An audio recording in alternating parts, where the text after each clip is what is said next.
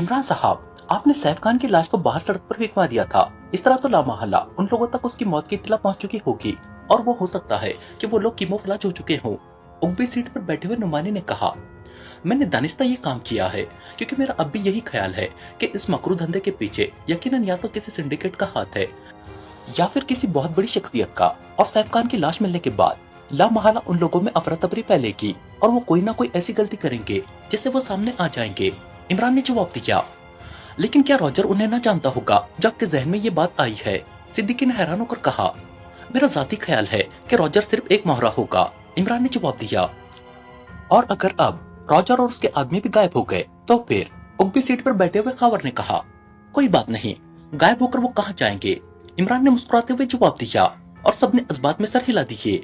थोड़ी देर बाद कार उस कस्बे में दाखिल हुई और फिर एक आदमी से जब उन्होंने उस कॉटन जनिंग फैक्ट्री के बारे में पूछा तो उसने उसकी निशानदेही कर दी और सिद्दीकी कार लेकर उस तरफ को बढ़ गया। जनिंग फैक्ट्री की इमारत खासी वसी व अरीज थी, लेकिन फाटक पर ताला लगा हुआ था। अंदर जाकर चेक करना होगा। इमरान ने कार से नीचे उतरते हुए कहा, मैं जाकर मालूम करता हूँ। खावर ने कहा और फिर वो तेजी से आगे बढ़कर फाटक पर चढ़ा और फिर अंदर कूद गया। अंदर से उसने साइड फाटक खोल दिया तो इमरान और उसके साथी अंदर दाखिल हो गए, लेकिन फिर उन्होंने पूरी इमारत चेक कर ली। ये वाकई जनिंग फैक्ट्री ही थी और उसकी हालत बता रही थी कि वो तवील अरसे से बंद पड़ी हुई है। हर तरफ गर्द की तह चढ़ी हुई थी। उस सैफ खान ने झूठ तो नहीं बोला? सिद्दीकी ने हैरत भरे लहजे में कहा, मेरा ख्याल है कि इसके नीचे तहखाने होंगे। एक मिनट, आओ, इमरान ने कहा और फिर वो मुड़कर एक साइड पर मौजूद एक कमरे के दरवाजे की तरफ बढ़ गया जिस पर ताला लगा हुआ था। इस ताले पर गर्द नहीं है, इसका मतलब है कि इसे अब लगाया गया है। इमरान ने कहा तो सबने इस बात में सर हिला दिए और फिर सिद्दीकी ने जेब से मशीन पिस्टल निकाला और उसकी नाल उसने ताले पर रखी और ट्रिगर दबा दिया। दूसरे लम्हे ताले के पुरखचे उड़ गए और सिद्दीकी ने कुंडी हटाकर दरवाजा खोल दिया।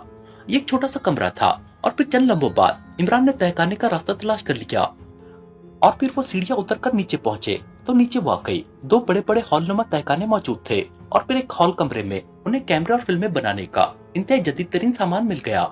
लेकिन इस वक्त दोनों हॉल खाली थे, वहाँ कोई आदमी मौजूद न था। तो यहाँ ये गंदी और काली फिल्में तैयार की जाती हैं। इमरान ने हुंकारा भरते हुए कहा। उसके लहजे में बेपनाह नफरत थी। लेकिन अब इस सामान का क्या करेंगे? उन लोगों को भी तो हाथ आना चाहिए। सिद्दीकी ने कहा, इस सामान को उठाकर बाहर ले जाओ और उसे आग लगा दो। इमरान ने कहा, इससे क्या होगा इमरान साहब? सामान तो दोबारा भी खरीदा जा सकता है। नोमानी ने हैरत भरे लहजे में कहा, ये काबिल नफरत सामान है, इसे तुम जला दो, जो होगा बाद में देखा जाएगा। अलबत्ता यहाँ की तफसीली तलाशी लेना जरूरी है। लाजमन यहाँ से कोई ना कोई ऐसा क्लू मिल जाएगा जिससे हम आगे बढ़ सकेंगे। इमरान ने कहा और उसके साथियों ने इस बात में सर हिला दिया। फिर इमरान के हुक्म की तामील की गई और सामान उठाकर बाहर ले जाया गया, जबकि इमरान और नोमानी ने वहाँ की तफसीली तलाशी लेनी शुरू कर दी। थोड़ी सी कोशिश के बाद नोमानी एक खुफिया सेफ तलाश कर लेने में कामयाब हो गया। इमरान साहब, ये सेफ, नोमानी ने कहा तो इमरान चौंक कर उसकी तरफ बढ़ा। सेफ जाहिर लॉक था। इमरान के कहने पर नोमानी ने उसका लॉक भी मशीन पिस्टल की मदद से तोड़ दिया। फिर जब सेफ खोला गया तो उन दोनों के बेख्तियार मुंह बन गए क्योंकि सेफ खाली था, उसमें कुछ भी मौजूद न था। इमरान ने उसके खुफिया खानों को तलाश करना शुरू कर दिया और फिर एक खुफिया खाना उसने तलाश कर लिया, लेकिन यह खाना भी खाली था, वहां भी कुछ न था। इन्होंने वाकई सब कुछ हटा लिया है यहाँ से, इमरान ने कहा। लेकिन उसी लम्हे उसकी नजरें उस खुफिया खाने की साइड पर पड़ी तो उसने चौंक कर हाथ बढ़ाया और फिर एक विजिटिंग कार्ड उसके हाथ आ गया। कार्ड खासा कीमती था। किसका कार्ड है? नोमानी ने कहा। ओ, ये तो नवाब अकबर आसिफ का कार्ड है, ये यहाँ कैसे आ गया? इमरान ने हैरत भरे लहजे में कहा, नवाब अकबर आसिफ, वो कौन है? नोमानी ने चौंक कर हैरत भरे लहजे में पूछा। दारुल हुकूमत का एक बड़ा जागीरदार है, समाजी तौर पर भी और माली तौर पर भी। डैडी का क्लास फेलो भी है और उनसे हमारे खानदानी ताल्लुकात भी हैं। इमरान ने जवाब देते हुए कहा, क्या वो इस धंधे की सरपरस्ती करता है? नोमानी ने कहा, हो सकता है, बहरहाल अब इसके बारे में छानबीन करनी होगी। आओ, इमरान ने कहा और कार्ड को जेब में डालकर वो वापस मुड़ गया। नोमानी भी उसके पीछे था। जब वो दोनों बाहर आए तो वहाँ उसके साथियों ने फिल्में बनाने के तमाम सामान को इकट्ठा करके उसे आग लगाई हुई थी। ये जलता रहेगा, आओ अब यहाँ से चले, इमरान ने कहा और सबने इस बात में सर हिला दिए। अब कहाँ जाना है? सिद्दीकी ने कार स्टार्ट करते हुए पूछा। वापस कस्बे में चलो, वहाँ एक होटल है, वहाँ चलकर चाय भी पीते हैं और वहाँ से मालूमात भी हासिल करते हैं। रॉजर और उसके आदमी जाहिर है खाने पीने का सामान वगैरह इस होटल से ही हासिल करते होंगे, इमरान ने कहा और सिद्दीकी ने इस बात में सर हिला दिया। थोड़ी देर बाद वो कस्बे के पास छोटे से होटल के सामने पहुंच गए। काउंटर पर एक बूढ़ा आदमी मौजूद था। वो उन चारों को देखकर चौंक पड़ा। उसके चेहरे पर परेशानी के तासुरात उभर आए थे। जनाब, जनाब फरमाए, मैं क्या खिदमत कर सकता हूँ जनाब? उस बूढ़े आदमी ने कहा। आप हमें देखकर परेशान क्यों हो गए हैं मोहतरम? क्या हम आपको मुजरिम या गुंडे नजर आ रहे हैं? इमरान ने मुस्कुराते हुए कहा। ओ नहीं जनाब, ये छोटा सा कस्बा है और आप बहरहाल बड़े आदमी हैं, और फिर आपका अंदाज बता रहा है कि आप खुफिया पुलिस के आदमी हो सकते हैं। बूढ़े ने कहा तो इमरान बेख्तियार हंस पड़ा। तो क्या आप कोई गलत काम करते हैं जो हमें पुलिस के आदमी समझकर परेशान हो गए हैं? इमरान ने कहा। ओ नहीं जनाब, यहाँ इस छोटे से कस्बे में क्या गलत धंधा हो सकता है? वैसे आप नाराज ना हो तो पुलिस की तो आमद ही आदमी को परेशान कर देती है। उस बूढ़े ने कहा तो इमरान बेख्तियार हंस पड़ा। आप बेफिक्र रहें, हमारा पुलिस से कोई ताल्लुक नहीं है। अलबत्ता हम सरकारी आदमी जरूर है और हमारा ताल्लुक महकमे सर्वे से है, और हम इसी सिलसिले में आए हैं। आप आए और हमारे साथ बैठकर चाय पिए, अदायगी हम करेंगे। इमरान ने मुस्कुराते हुए कहा। ओ नहीं, इसकी जरूरत नहीं है, चाय मेरी तरफ से होगी। आप तशरीफ रखे, मैं ऑर्डर देता हूँ कि आपके लिए स्पेशल चाय बनाई जाए, और फिर मैं खुद भी पीने आ जाता हूँ। बूढ़े ने कहा और इमरान सर हिलाता हुआ वापस मुड़ा, और एक कोने में मेज के गिर्द मौजूद कुर्सियों पर वो चारों बैठ गए। थोड़ी देर बाद ही चाय भी आ गई और उसके साथ ही वो बूढ़ा भी आ गया। आपका नाम क्या है और आप कब से ये होटल चला रहे हैं? क्या इस कस्बे में ये कारोबार आपको फायदा दे रहा है? इमरान ने मुस्कुराते हुए कहा। जी, मेरा नाम अहमद अली है, मैं रिटायर आदमी हूँ। मेरी कुछ जमीन इस कस्बे में थी, इसलिए मैं यहाँ सेटल हो गया हूँ। होटल मैंने फिल्मों वालों के लिए बनाया था, इसलिए काम चल रहा था, लेकिन अब शायद इसे खत्म करना पड़े। बूढ़े ने कहा। तो फिल्मों का सुनकर इमरान और उसके साथी बेख्तियार चौंक पड़े। फिल्मों वालों के लिए क्या मतलब? यहाँ इस कस्बे में फिल्मों का क्या ताल्लुक है? इमरान ने जानबूझकर लहजे में हैरत पैदा करते हुए कहा। हालांकि वो सब समझ गए थे कि उस आदमी का मतलब रॉजर और उसके ग्रुप से है। जनाब, यहाँ से कुछ फासले पर एक कॉटन जिनिंग फैक्ट्री है जो तवील अरसे से बंद पड़ी हुई है। उसके नीचे कॉटन स्टॉक करने के लिए बड़े बड़े 2 हॉल हैं। फिल्में बनाने वाले एक ग्रुप ने ये कॉटन जिनिंग फैक्ट्री खरीद ली और इन हॉल कमरों में उन्होंने अपने स्टूडियो बना लिए। खासा बड़ा ग्रुप है। उनके आदमी खाना यहाँ मेरे होटल से ही ले जाते हैं। इस तरह मुझे खासी बचत हो जाती है। अहमद अली ने जवाब देते हुए कहा। कब से ये काम यहाँ हो रहा है? और फिर तो यहाँ फिल्मों में काम करने वाली औरतें भी आती होंगी और मर्द भी। इमरान ने कहा। जनाब, पिछले कई सालों से ये काम तो हो रहा है, लेकिन यहाँ कस्बे में कोई नहीं आता। वहीं लोग आते जाते रहते हैं। वैसे वो लोग सिनेमा पर चलने वाली फिल्में नहीं बनाते, बल्कि उनका कहना है कि वो गैर मुमालिक में भिजवाने के लिए मखसूस किस्म की दस्तावेजी फिल्में तैयार करते हैं। अहमद अली ने जवाब दिया। वो अब सब चाय पी रहे थे। क्या अब भी वहाँ काम कर रहे हैं? इमरान ने कहा। नहीं जनाब, आज सुबह ही वो सब लोग अचानक वापस चले गए हैं। उनका एक आदमी यहाँ आया था, उसने बताया कि फिलहाल काम बंद हो गया है क्योंकि फंड्स नहीं आए। जैसे ही फंड्स आएंगे वो वापस आकर काम करेंगे। मेरी कुछ पेमेंट बकाया थी, वो दे गए हैं। अहमद अली ने जवाब दिया। क्या वो गैर मुल्की है? इमरान ने पूछा। नहीं जनाब, मकामी है। अहमद अली ने जवाब दिया। आपने कभी तफसील नहीं पूछी उनसे कि वो छुपकर किस किस्म की फिल्में बनाते हैं? इमरान ने कहा। जनाब, एक बार मैंने उनसे पूछा था, मगर उन्होंने मुझे झिड़क दिया था कि मैं अपने काम से काम रखूं, जिस पर मैं खामोश हो गया। अहमद अली ने जवाब दिया। ये जिनिंग फैक्ट्री किसकी है? इमरान ने पूछा। जनाब, यहाँ के जागीरदार नवाब अकबर आसिफ की है। बल्कि जिनिंग फैक्ट्री क्या, इस कस्बे में इसके इर्द गिर्द की जमीनें सब उनकी हैं। दारुल हुकूमत में वो रहते हैं, बहुत बड़े आदमी हैं। अहमद अली ने कहा। क्या वो भी आते हैं यहाँ? इमरान ने पूछा। जी नहीं, वो तो कभी नहीं आए, उनके कारिंदे ही यहाँ काम करते हैं। अहमद अली ने कहा। क्या उनका कारिंदा इन फिल्मों वालों से भी मिलता रहता है? इमरान ने पूछा। मुझे तो नहीं मालूम, हो सकता है कि मिलता हो। मैं तो जनाब बूढ़ा आदमी हूँ, इसलिए भी होटल तक ही महदूद रहता हूँ। अलबत्ता जब डेरे पर मेहमान आ जाए तो एहसान खान उनके लिए खाना मेरे होटल से ही मंगवाता है। अहमद अली ने कहा। डेरे पर? किस डेरे पर? इमरान ने चौंक कर पूछा। नवाब साहब का डेरा है, यहाँ उनका कारिंदा एहसान खान है, वो उस डेरे पर रहता है। बाकी कारिंदे उसके मातहत है, वो बड़ा मैनेजर है जनाब। अहमद अली ने कहा। कहाँ है वो डेरा? इमरान ने पूछा। जनाब, कस्बे के जुनूबी तरफ काफी बड़ा डेरा है, किसी से भी मालूम कर ले जनाब, सब जानते हैं। अहमद अली ने जवाब दिया। क्या एहसान खान वहाँ मिल जाएगा? इमरान ने पूछा। जी हाँ, वो वहीं रहता है, उसकी कोठी भी डेरे के साथ ही है। अहमद अली ने जवाब दिया। ठीक है, आपका शुक्रिया। सर्वे के लिए हमें एहसान खान से काफी मदद मिल जाएगी। इमरान ने उठते हुए कहा और साथ ही जेब से एक बड़ा नोट निकालकर उसने उस बूढ़े को दे दिया। ये रख ले, आपने बड़ी लजीज चाय पिलवाई है, इसलिए ये आपके लिए तोहफा है। इमरान ने कहा। ओ नहीं, आप सरकारी आदमी हैं। अहमद अली ने बौखलाए हुए लहजे में कहा, हमें खासा टीए मिलता है मोहतरम, इसलिए बेफिक्र रहे। इमरान ने मुस्कुराते हुए कहा और अहमद अली का चेहरा मसरत से खिल उठा। बेहद शुक्रिया जनाब। अहमद अली ने इंतहाई मसरत भरे लहजे में कहा, इन फिल्में बनाने वालों का इंचार्ज कौन है? इमरान ने अहमद अली के साथ वापस काउंटर की तरफ बढ़ते हुए कहा, रॉजर नाम का आदमी बताया जाता है जनाब, एक बार वो यहाँ आया था और बस। अहमद अली ने जवाब दिया। उसका हुलिया क्या था? इमरान ने पूछा तो अहमद अली चौंक पड़ा। हुलिया क्या मतलब जनाब? अहमद अली ने चौंक कर पूछा। मेरा मतलब है कि मकामी था या गैर मुल्की? इमरान ने पूछा। ओ, गैर मुल्की लगता था, लेकिन बोलता वो मकामी जुबान ही था, अहमद अली ने जवाब दिया। और फिर उसने हुलिया भी बता दिया। दारुल हुकूमत में भी तो उनका ऑफिस होगा, कुछ पता है उसका? इमरान ने पूछा। ओ नहीं जनाब, न मैंने कभी पूछा और न ही मुझे बताया गया है, अहमद अली ने कहा और इमरान उसका शुक्रिया अदा करके होटल से बाहर आ गया।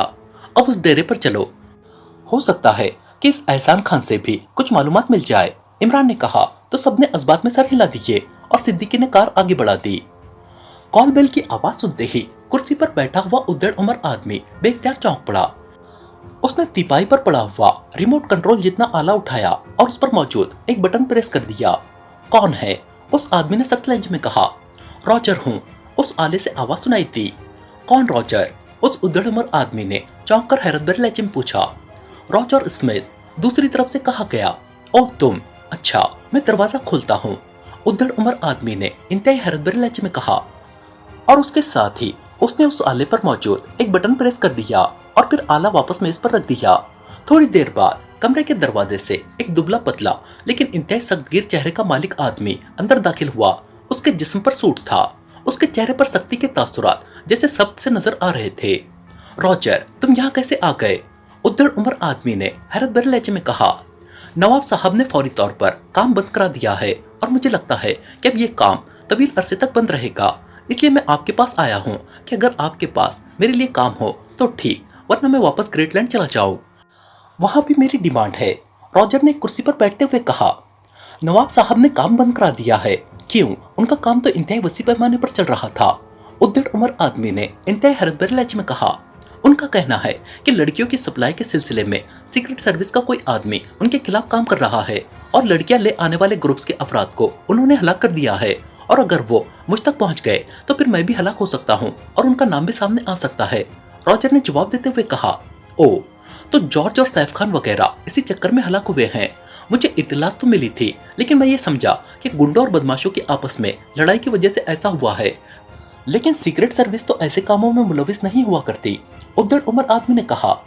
यही बात मैंने भी नवाब साहब से कही थी, लेकिन उनका कहना है कि सीक्रेट सर्विस का कोई आदमी इसके पीछे है और वो उसका बंदोबस्त कर लेंगे, लेकिन वो दरअसल इस बात से खौफजदा हैं कि अगर वो लोग मुझ तक पहुंच गए तो फिर बात उन तक भी पहुंच जाएगी, रॉजर ने कहा। तो तुम अब ये चाहते हो कि मेरे साथ मिलकर काम करो? उस उद्दड़ उम्र आदमी ने कहा। हाँ, इसलिए कि अगर मैं ग्रेटलैंड चला गया तो फिर मेरी वापसी ना हो सकेगी, फिर मैं वहाँ मुस्तकिल तौर पर सेटल हो जाऊंगा, जबकि मुझे यहाँ तवील अरसा हो गया है और मैं यहाँ की मकामी लड़कियों की न सिर्फ नफ्सियात समझ गया हूँ, बल्कि अब मैं उन्हें इस अंदाज में ट्रीट करता हूँ कि इंतहाई नई फिल्में वजूद में आ जाती हैं जिनकी बेपनाह डिमांड होती है, रॉजर ने जवाब देते हुए कहा।